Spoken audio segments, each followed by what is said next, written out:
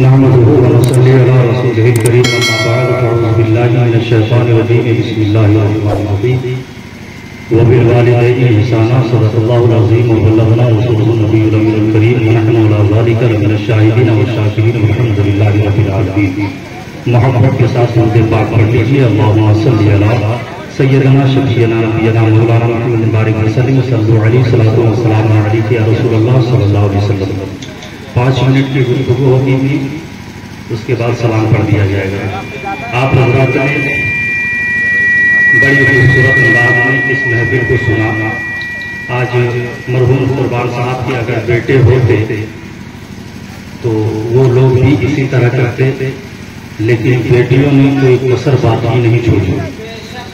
بیٹیوں نے اور کہا گیا ہے، ہم نے دیکھا ہے کیونکہ میں بھی بیٹی کا باپ ہوں، جو بیٹیوں کے سینے میں جو ماں باپ کے لیے درد ہوتا ہے نا، بیٹوں کے اندر وہ نہیں پایا جاتا ہے. بلکہ میں بھی کسی کا بیٹا ہوں، لیکن جو بیٹیوں میں جو ماں باپ کے حق درد پایا جاتا ہے وہ بیٹوں میں نہیں پایا جاتا ہے. ہمارے موزن صاحب کی ایک بیٹی ہے، اگر کچھ کھاتی ہے نا تو پوچھئے گا، موزن صاحب کو بتائیں گے اب بیٹی باپ کو ضرور یاد آتی ہے، اور بیٹی ہمیشہ باپ سے زیادہ لگا کرتی ہے. ماں سے کم لیکن باپ سے بہت زیادہ آتا. ابھی جلسہ شروع ہونے سے پہلے ہماری بیٹی فون اور اس کی طبیعت خراب ہے یا موسم چل رہا ہے سرد کا، تو سردی خاصی بخار ہے، تو اپنی ماں سے کہہ رہی ہے میری بڑی بیٹی کہ امی ہماری طبیعت خراب ہے تو ابا کب آئیں گے.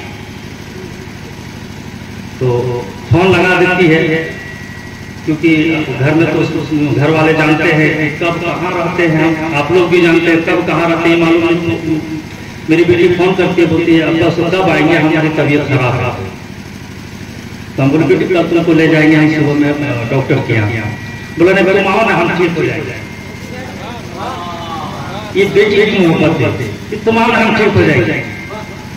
اور اللہ بہتر جانتا ہے. میں نے دیکھا کہ جب بھی اس کی طبیعت خراب ہوتی ہے وہ سست پڑ جاتی ہے اور ہم ہی کو یاد کرتے ہیں.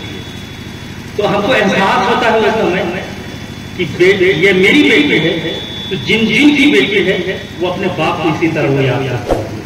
آج ان کی بیٹیوں نے اور ان کے دمادوں نے جو کام کر کے دکھایا ہے، حقیقت میں یہ قابل تعریف ہے اور قابل مبارکباد ہم لوگوں کو کہ بیٹیوں نے اور ان کے گھر والوں نے قرآن پاک پڑھوائے. قرآن پاک کا ثواب میں نے اچھے اس جگہوں پہ دیکھا ہے، لیکن حوصلے نہیں آ رہے. ایک بیٹی بولتی ہے ہم 10% دیں گے، وہ 10% ہم دیں گے. تو دیکھیے وہ انسان کیا کیا نہیں. اسی لیے کہا جاتا ہے اپنے پیچھے اولادوں کو صحیح درس دے جا. تربیت اگر اسے صحیح مل جائے نا، تو بیٹی ہو یا بیٹا. ایک واقعہ میں بیان کر دوں کہ ایک بنی اسرائیل میں ایک شخص تھا، وہ شرابی تھا اور اس کی شادی ہوئی، اور شادی کے 3 سے 4 مہینے کے بعد وہ انتقال کر گیا اور اس کی بیوی حمل سے رہ گئی. اور وہ شرابی انتقال کر گیا، بیوی حمل سے رہ گئی. لوگوں نے کہا کہ تم شادی کر لو، تو کہا شریعت اجازت ابھی نہیں دیتی، ابھی شریعت اجازت نہیں دیتا، ابھی ہم نہیں کریں گے. پھر 9 مہینے سے 10 مہینے کے بعد اس عورت کے پیٹ سے اللہ نے ایک بیٹا عطا فرمایا. تو بیٹا جب دھیرے دھیرے بڑا ہوا تو بیٹا اپنے باپ کو ڈھونڈنا شروع کیا. ماں سے پوچھتا بیٹا کہ میرا باپ کہاں ہے. تو اس وقت اس عورت کی آنکھوں میں آنسو آ جائے اور کہتی کہ اس کی ماں کہتی کہ بیٹا تیرا باپ یہ دنیا میں نہیں ہے، وہ انتقال کر گیا. اس سمے بیٹا کو سمجھ میں نہیں آتا. جب بیٹا 4 سال کا ہو جاتا ہے پھر بیٹا پوچھتا ہے ماں میرا باپ کہاں ہے. تو بیٹا ماں کہتی ہے کہ بیٹا تیرا باپ اس دنیا کو چھوڑ گیا، اللہ کا پیارا ہو گیا. تو بیٹا سمجھنے لگا.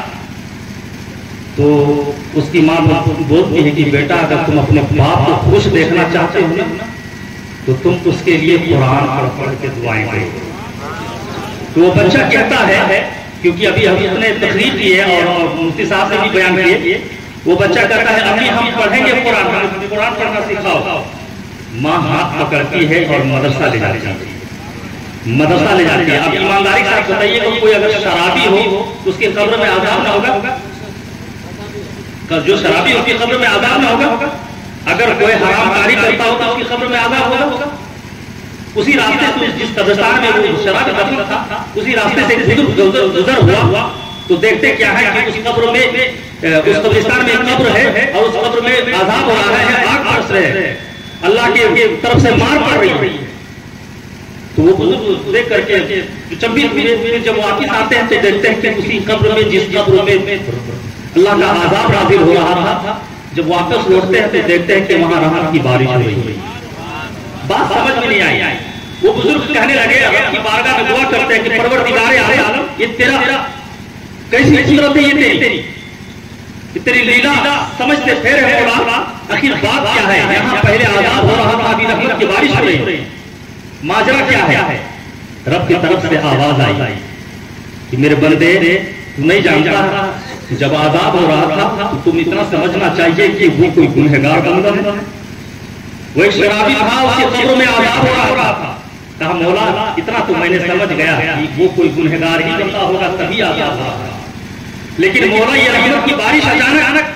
کہا سنو یہ رحمت کی بارش جو دیکھ رہے ہو ایسے نہیں ہے، یہ رحمت کی بارش جو دیکھ رہے ہو نا، پہلے اس پر جو عذاب ہو رہا تھا پھر اچانک سے رحمت کی بارش، یہ بندہ شرابی تھا اسی لیے اس کی قبر میں عذاب ہو رہے ہیں، اور جب اس پر رحمت کی بارش ہو رہی تو سنو یہ جب دنیا سے انتقال کر رہا تھا تو اپنی بیوی کو حاملہ چھوڑ گیا، اس کی بیوی حمل سے تھی اور اس کی بیوی کے پیٹ میں ایک بیٹا پیدا ہوا۔ آج بیٹے کا 4 سال 4 مہینے 4 دن کا ہو گیا ہے اور اس کی بیوی آج مدرسہ لے کر کے گئی ہے، اس کی بیوی آج مدرسہ لے کے گئی ہے، اور جب بچہ مدرسہ گیا ہے تو مدرسہ میں امام صاحب نے اسے بسم اللہ پڑھایا، تو جب بچے نے اپنے پوتلی زبان میں بسم اللہ پڑھایا ہے تو جب وہ بسم اللہ پڑھا رب کی رحمت کو حیا آ گئی۔ کہا رب نے کہ جس کا بیٹا زمین کے اوپر مجھے رحمان و رحیم کہہ پکارے یہ میری رحمت میں گوارا نہیں کہ اس کے باپ کو زمین بھی نیچے میرا بابا پہ مبتلا کروں، اس کے بیٹے کے بسم اللہ پڑھنے کی وجہ سے آج کے باپ کے تمام گناہ کو بخش دیا گیا ہے۔ عزیزان گرامی تو آج کی بیٹیوں نے قرآن پاک پڑھا کر کے اپنے باپ کے حق میں دعائیں مغفرت کر رہی ہے، اور کہہ کیا رہی ہے سنیں گے؟ کہہ کیا رہی ہے کہ یا خدا بخش دے مرحوم کو۔ یہ قربان صاحب کی بیٹیوں نے یہ صدا لگا رہی ہے اپنے رب کی بارگاہ میں، آج قرآن پڑھوا کر کے جل سے سجا کر کے اپنے باپ کے حق میں دعا کر رہی ہے۔ وہ جانتی ہے کہ اگر میرا باپ گنہگار ہے اس کی قبر میں عذاب ہو رہا ہوگا، لیکن اللہ کی رحمت سے امید نہ لگائی ہوئی ہے کہ مولا تیرے پاک کلام کو پڑھ کر کے اگر دعا مانگوں گی تو تو ضرور بخشنے والا ہے۔ وہ دعا کرتی ہے یا خدا بخش دے مرحوم کو، بس یہی التجا کر رہا ہوں کہ یا خدا بخش دے مرحوم کو، بس یہی التجا کر رہا ہوں، اور نام پر اس کے قرآن پڑھ کر مغفرت کی دعا کر رہا ہوں، نام پر اس کے قرآن پڑھ کر مغفرت کی دعا کر